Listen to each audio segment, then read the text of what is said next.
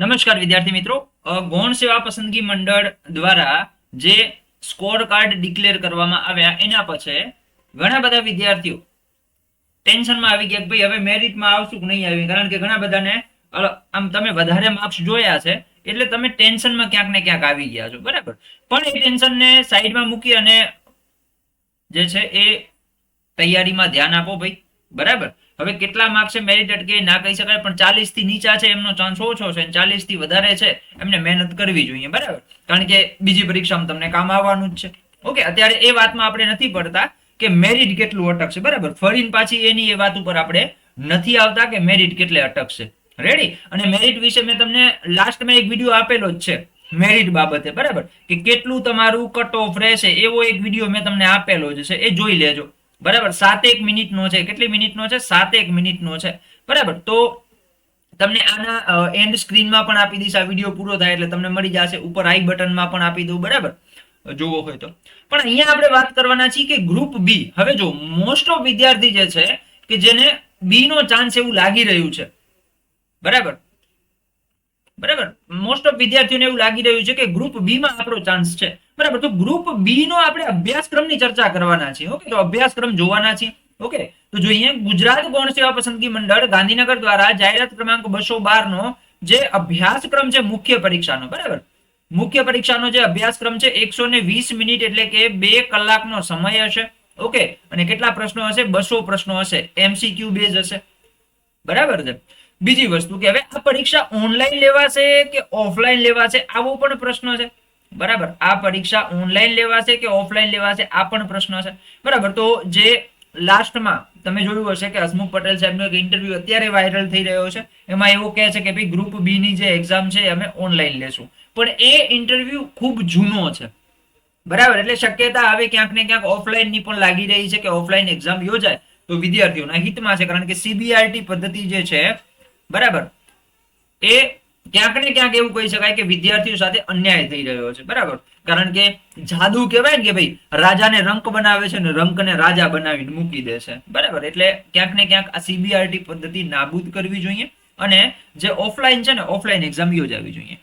વાત કરીએ અભ્યાસક્રમની તો ગ્રુપ બી નો મુખ્ય પરીક્ષાનો અભ્યાસક્રમ કંઈક આ પ્રકારે છે કે ભાઈ ઇંગ્લિશ છે, તો ઇંગ્લિશની અંદર તમને tense, active voice, passive voice, બરાબર, નેરેટર, ડિરેક્ટ, ઇનડિરેક્ટ, બરાબર, transformation of sentence, use of article and determiners, બરાબર, use of adjective, preposition and conjunction, બરાબર, verb of adverb, noun, pronoun, use to, બરાબર.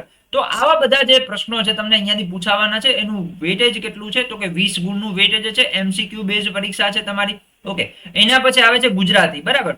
તો ગુજરાતીની અંદર જે છે 20 ગુણનું વેટેજ છે. ઓકે, જો રૂઢિપ્રયોગ કહેવત, બરાબર, એના પછી શબ્દ સમૂહ માટે એક શબ્દ, પછી જોવા જઈએ તો સમાનાર્થી, વિરોધાર્થી, બરાબર. તો આ 1 2 3 4 ચાર ટોપિકો એવા છે કે જે તમારા શું છે તો કે સાહેબ એ તમારા શબ્દ ભંડોળ રિલેટેડ છે. શેના છે? શબ્દ ભંડોળના છે, બરાબર. તો આ તમે એક તો ભાષા નિયામકની બુકમાંથી તૈયાર કરી શકો. ક્યાંથી કરી શકો? ભાષા નિયામકની જે બુક છે એમાંથી તૈયાર કરી શકો.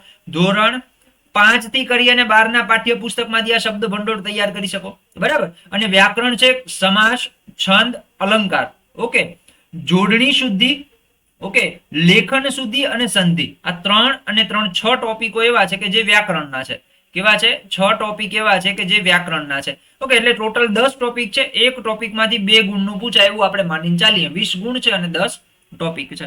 એના પછી આગળ વધીએ તો રાજ્ય વ્યવસ્થા અને આરટીઆઈ, બરાબર, 30 ગુણનું વેટેજ છે. ઓકે, એવું કહી શકાય કે ભાઈ ગેમ ચેન્જર ટોપિક કહી શકાય કે ભાઈ ભારતીય બંધારણ, બરાબર, ઉદ્ભવ અને વિકાસ, લાક્ષણિકતાઓ, આમુખ, મૂળભૂત અધિકારો અને ફરજો, માર્ગદર્શક સિદ્ધાંતો, અગત્યના બંધારણીય સુધારાઓ, કટોકટીને લગતી જોગવાઈઓ. હવે જો ક્યાંક ને ક્યાંક પીએસઆઈ ના સિલેબસ ને મળતો આવે છે આ સિલેબસ, બરાબર. સંઘ અને રાજ્યના કાર્યો, જવાબદારીઓ, સંસદ અને રાજ્ય વિધાનમંડળનું માળખું, કાર્યો, સત્તા, વિશેષ અધિકારો, સમવાય તંત્રને લગતી માહિતી, બરાબર, ભારતીય ન્યાયતંત્ર, પછી બંધારણીય રીત, બંધારણીય સંસ્થાઓ, વૈધાનિક નિયમનકારી અને અર્ધન્યાયિક સંસ્થાઓ, સ્થાનિક સરકાર, કેન્દ્ર અને રાજ્ય સરકારની અગત્યની નીતિઓ, પછી રાઇટ ટુ એજ્યુકેશન એટલે માહિતી, right to information, sorry, RTE એટલે રાઇટ ટુ એજ્યુકેશન થશે, બરાબર. આરટીઆઈ એટલે રાઇટ ટુ ઇન્ફોર્મેશન એટલે કે જાહેર માહિતીનો અધિકાર અધિનિયમ, બરાબર. તો આ 8 ટોપિકમાંથી જે છે તમને પ્રશ્ન પૂછાવાના છે જેનું વેટેજ 30 ગુણનું છે. એના પછી આવે છે ઇતિહાસ, ભૂગોળ અને સાંસ્કૃતિક વારસો. ઓકે, 30 ગુણનું વેટેજ છે.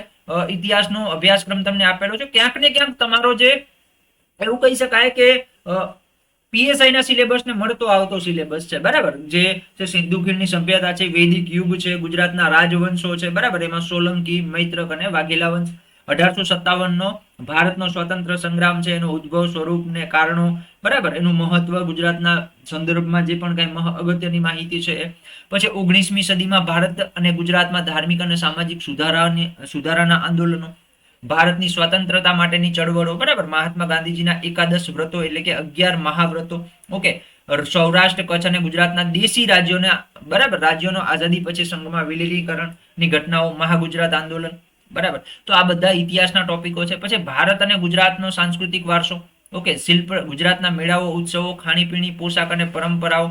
ઓકે. ગુજરાતની લોકનાટ્ય કળા, જેમાં ભવાઈનો પણ સમાવેશ થશે. ગુજરાત સાહિત્ય અને સાહિત્ય સંસ્થાઓ, ગુજરાતના સંગ્રહ સ્થાનો અને પુસ્તકાલયો, ગુજરાતના તીર્થ સ્થળો અને પર્યટન સ્થળો, બરાબર. આ વાત કરીએ આપણે સાંસ્કૃતિક વારસાની અને ભૂગોળ, બરાબર. તો એમાં સામાન્ય, ભૌતિક અને ગુજરાતના સંદર્ભમાં સામાજિક ભૂગોળ. ઓકે. તો આ 3 જે સબ્જેક્ટ છે એના તમને 30 ગુણ, એટલે આપણે એવું માનીએ કે ઇતિહાસના 10 ગુણ ગણી લઈએ, બરાબર છે. પછી વારસાના 10 ગુણ ગણી લઈએ, ઓકે, અને ભૂગોળના 10 ગુણ ગણી લઈએ. ઓકે. તો આ 30 ગુણનું વેટેજ ધરાવે છે. એના પછી અર્થશાસ્ત્ર, પર્યાવરણ અને વિજ્ઞાન અને ટેકનોલોજી, એનું 30 ગુણનું વેટેજ છે. એમાં ભારતીય અર્થતંત્ર, કૃષિ ક્ષેત્રે, બરાબર, ભારતના ઉદ્યોગો અને ઔદ્યોગિક નીતિ, ભારતીય અર્થતંત્રમાં અંતરમાળખું, ભારતીય જાહેર વિત્ત વ્યવસ્થા. ઓકે. એના પ્રશ્નો પૂછાઈ શકે. પછી પર્યાવરણ છે, પછી વિજ્ઞાન અને ટેકનોલોજી છે. ઓકે. એના પછી છે પ્રાદેશિક, રાષ્ટ્રીય કક્ષાની મહત્વની સાંપ્રત ઘટનાઓ. જો આ મહત્વનો કહી શકાય, વર્તમાન પ્રવાહ મહત્વનો ટોપિક કહેવાય. વર્તમાન પ્રવાહ સાહેબ 30 ગુણનું પૂછાય છે. કેટલા ગુણનું પૂછાય છે? 30 ગુણનું પૂછાય છે. અને સામાન્યિક બૌદ્ધિક ક્ષમતા જે 40 ગુણનું છે, બરાબર. તો હવે જો આની અંદર હું તમને એક સિમ્પલ વસ્તુ કહું, સિમ્પલ વસ્તુ સમજાવું કે જો અહીંયા કને એક બ્લેન્ક પેજ આપણે અહીંયા કને ચર્ચા કરીએ, બરાબર. જો તમે પ્રિલિમની એક્ઝામ, પ્રાથમિક કસોટી એટલે કે પ્રિલિમ પરીક્ષાની તમે તૈયારી કરી, બરાબર, પ્રાથમિક કસોટીની તમે તૈયારી કરી, બરાબર. એમાં અંગ્રેજી આવતું હતું તો કે હા સાહેબ આવતું હતું, એના કેટલા ગુણ હતા? 20 ગુણ હતા. સોરી, એના 15 ગુણ હતા, બરાબર. કેટલા ગુણ હતા? 15 ગુણ હતા. ગુજરાતી આવતું હતું તો કે હા સાહેબ આવતું હતું, એના કેટલા ગુણ હતા? તો કે 15 ગુણ હતા, બરાબર. મેથ્સ આવતું હતું, બરાબર ને, મેથ્સ એટલે કે ગણિત આવતું હતું, એના કેટલા ગુણ હતા? 30 ગુણ હતા. અને રીઝનિંગ આવતું હતું, એના કેટલા ગુણ હતા? તો કે 40 ગુણ હતા. આ પ્રાથમિક કસોટી હતી, બરાબર. હવે આની આ વસ્તુ મુખ્ય પરીક્ષામાં આપણે જોઈએ, બરાબર. તો જો અંગ્રેજીના 20 ગુણ, ગુજરાતીના 20 ગુણ, બરાબર છે. પછી અહીંયા ગણિત અને રીઝનિંગના અહીંયા 40 ગુણ ગણી લઈએ. ઓકે. એટલે 80 ગુણનું તો તમારે રિવિઝન જ કરવાનું છે. શું કરવાનું છે? રિવિઝન જ કરવાનું છે, બરાબર. હવે આની અંદર 30 ગુણ આપણે કરી નાખીએ વર્તમાન પ્રવાહના. શેના? વર્તમાન પ્રવાહના, બરાબર. અને 30 ગુણ જે છે આપણે કરી નાખીએ શેના? તો કે સાહેબ બંધારણના. બંધારણ અને RTI, right to information act, બરાબર. આ બે એટલે 60, બરાબર. 60 ને 80 એટલે 140 જેવા થાય. કેટલા થાય? 140. તો સાહેબ આ 80 નું તો તમારે રિવિઝન જ કરવાનું છે. આ બે ને તમારે વાંચવાનું છે. રેડી? તો આ રીતે જે છે ને હવે તૈયારી ચાલુ કરી દો. ખોટા વાયદામાં ન ગાઢો સમય, બરાબર. સમય વેડફાઈ રહ્યો છે અને ક્યારે પરીક્ષા આવીને ઊભી રહેશે ખબર પણ નહીં પડે. ઓકે. તો આ પરીક્ષાની અંદર તમને ઉપયોગી થાય એવા મટીરિયલ્સ માટે તમે આપણા વોટ્સઅપ ગ્રુપની અંદર જોઈન થઈ શકો છો.